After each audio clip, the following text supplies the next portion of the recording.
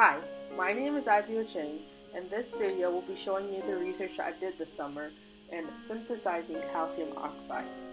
To start off any research, you always have to do your pre-lab first before you get into your actual experiment. So, when I start off my experiment, the first thing I did was add 60 milliliters of water and 4 milliliters of ethanol into a 50 milliliter round bottom flask, which contained a magnetic stir bar.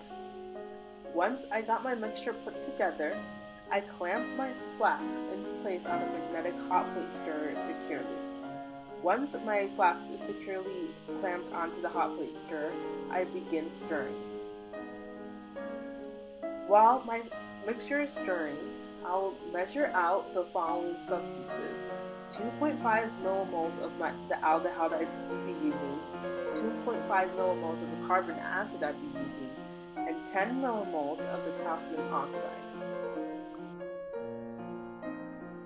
After measuring out the substances, I would add them into my round bottom flask in the same order that I measured them out in. Once I added them into the flask, I would attach a water-cooled condenser, and before attaching the condenser, I'd make sure that it was working properly.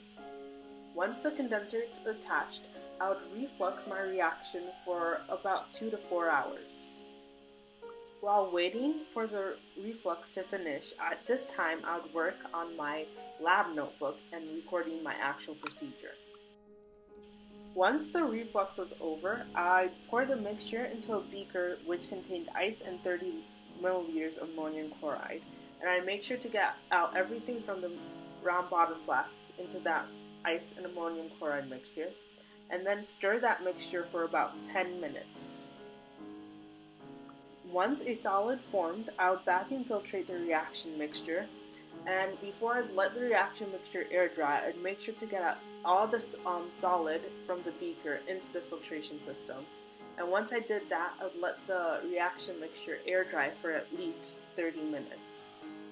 Once I was done with the vacuum filtration, I'll collect and weigh the product and calculate the percent yield, and then store it properly into a vial that was labeled correctly.